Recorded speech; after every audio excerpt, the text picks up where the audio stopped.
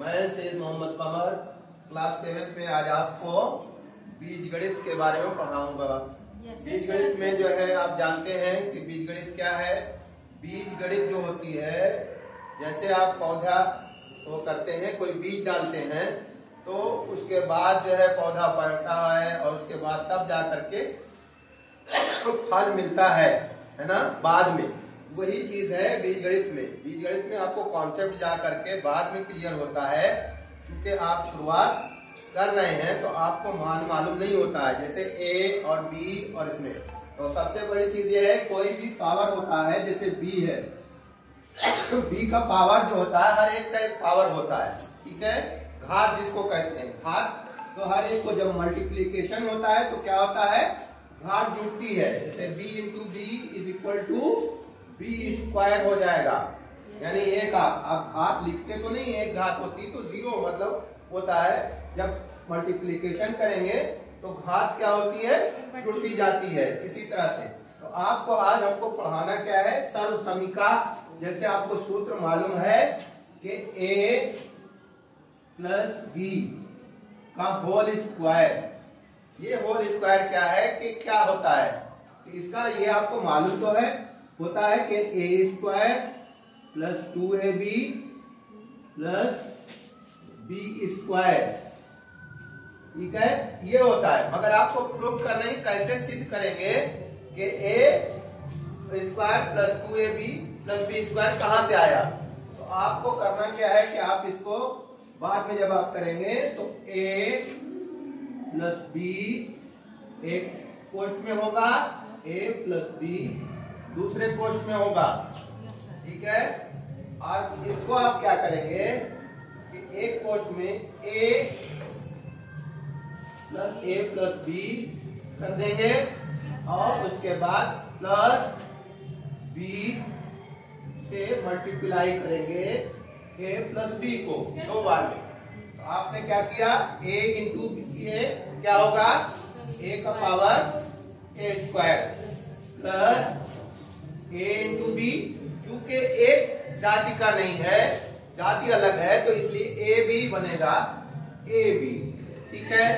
फिर b का जब आप a में करेंगे तो वहां भी a b, फिर उसके बाद b का इंटू बी होगा तो b की पावर जुड़ जाएगी, बी स्क्वायर हो गया। अब आप यहाँ देखेंगे ये भी एक जात का, ये भी है, तो इसको a square plus 2ab plus B square. आप देखिए यहाँ पे जो था कॉन्सेप्ट, ये आपका क्लियर हो गया। अब इसमें हम बता देते हैं आपको कि एक चित्र के द्वारा, और इसको हम कागज के द्वारा भी आपको समझा देंगे, ठीक है।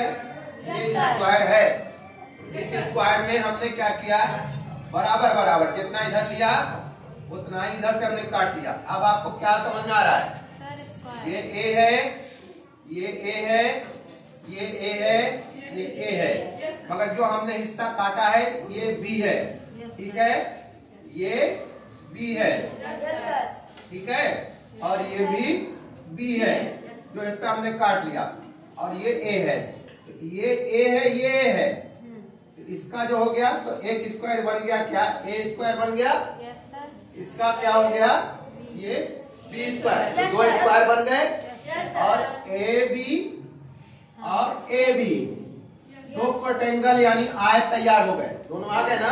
इसके लिए आपको पूरा सूत्र समझ में आ रहा है कि नहीं आ रहा है। इसी तरह से हम इसको कागज, ये आपको क्या है, कोटेंगल है, कोटेंगल से इसको हमने ऐसा मोड़ करके हमने स्क्वायर की शक्ल दे दी। अब स्क्वायर की शक्ल दे दी, इसको हमने आपको निकाल दिया इतना, इस कागज के जरिए से भी हम आपको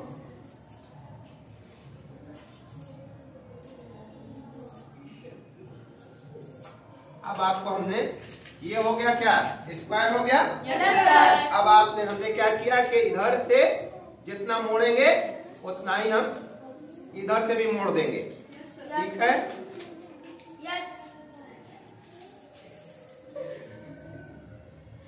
अब आप क्या किया, आपका क्या हो गया, इसमें देखिए दो स्क्वायर बन गए और दो कोटेंगल बन गए, यानी आयत दो बन गए और दो वर्ग बन गए कि नहीं बन गए। तो कॉन्सेप्ट क्लियर हो गया आपका। कॉन्सेप्ट क्या है कि a प्लस बी का whole square is equal to A square plus B square plus 2ab plus B square. हो गया।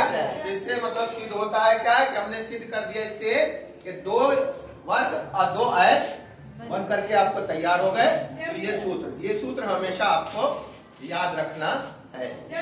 ठीक है, आज का कॉन्सेप्ट। इसी तरह से आपको a प्लस बी का होल क्यूब भी आपको करना है। होल क्यूब में बस यहाँ क्या होगा, a प्लस बी 3 बार हो जाएगा क्वेश्चन में, और उसके बाद उसको भी क्लियर कर सकते हैं। या a plus B plus C, a plus B plus C का भी आप कर सकते हैं उसी तरह से। ठीक है, और यहाँ हम अब इसको एक बार और मोड़ देंगे तो उसमें 3 स्क्वायर और 3 क्वाड्रेंगल बनेंगे, यानी 3 आयत बन जाएंगे और 3 वो बन जाएंगे। ठीक है, ओके।